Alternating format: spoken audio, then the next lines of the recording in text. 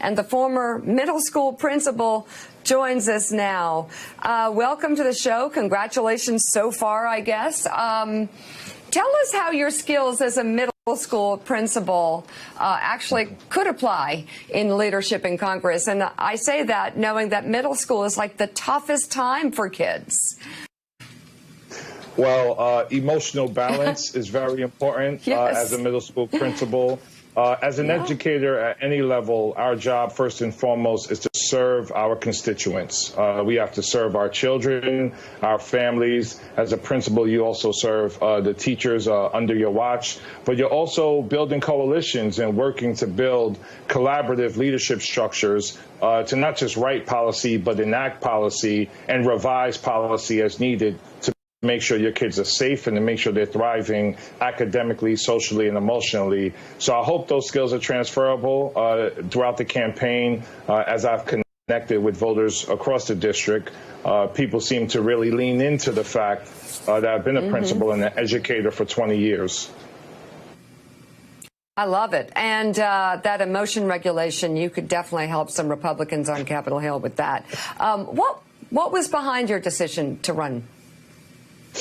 I was tired of children suffering. When you work in Title I schools for 20 years, you see the impact of bad policy on the lives of your kids every day. Children can't thrive in school when they're dealing with food insecurity, housing insecurity, criminal justice entanglement, and just lack of opportunity overall. And as we all know, our communities have been historically neglected and historically disinvested in terms of housing, education, healthcare, and environment. And for me, the tipping point was 2017, 2018, when 34 children died within the K-12 school system in the Bronx and 17 died via suicide. And that level of trauma is connected to poverty and directly connected to bad policy. Jamaal, it's Willie Geist. Great to have you on the show this morning. If these results hold up when all the votes are counted, you will have unseated a 16-term incumbent in Eliot Engel, the chair of the House Foreign Affairs Committee, a man who's been in Washington and Congress since 1989.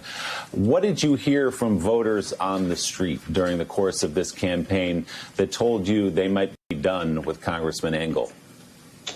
Well, they said just that they were done. They said he was absent. He was not present. He was not engaged. It was time for a change. The school that I founded in 2009 exists within the district.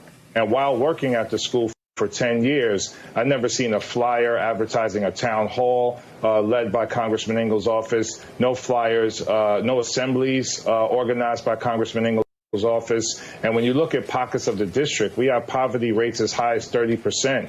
You're 3 times more likely to die of asthma in the Bronx than you are anywhere else in the country. We have NYCHA developments that haven't received a dime from the federal government in over 10 years. And we need a fighter and an urgent champion and a coalition builder for these issues. And Congressman Engel, unfortunately, has not been that over the course of his career.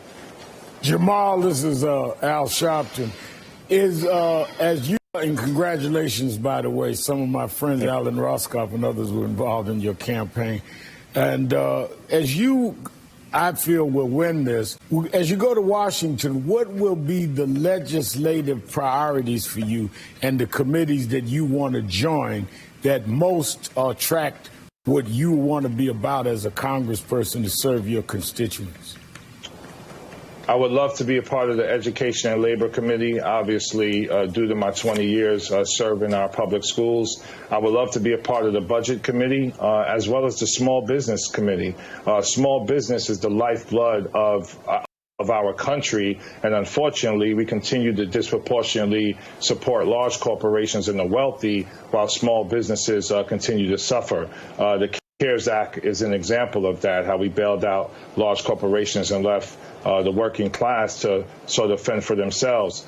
Our legislative priority right now is getting people back to work in as safe of an environment as possible. This is the biggest crisis we've had since the Great Depression, and we need bold, urgent action similar to a New Deal that was implemented by FDR. We need a Green New Deal in this moment, and we need a Workers' Progress Administration that gets people back to work, earning a family-sustaining wage. So first and foremost, that's the priority. But In addition to that, we have to look at it through a racial and economic lens. We have to deal with institutional racism very seriously and very urgently. We haven't from a political perspective, and that's something I've been fighting for throughout my career in education. Mike Barnicle. Mr. Bowman, 17 suicides of young people in a school district, middle school children who are homeless, middle school children whose best and most safest aspect of a day is at school, maybe the only place where they can get a good meal. How do you think you're going to turn the attention of people in Congress who are virtually clueless to life on the street as you've experienced it and know it? How do you do that?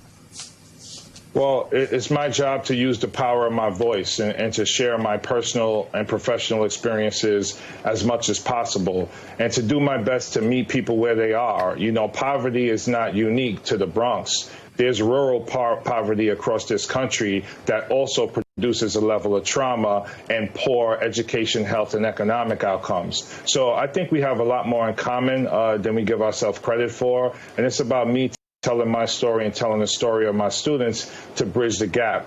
And at the end of the day, our democracy cannot be healthy and cannot thrive with this level of racism and economic inequality existing within all of America's institutions. It's not just police brutality, it's underfunded schools, it's lack of job opportunities, it's the wealth gap, it's health outcomes. This is how we deal with institutional racism honestly and directly through our stories, our connections, and our voices.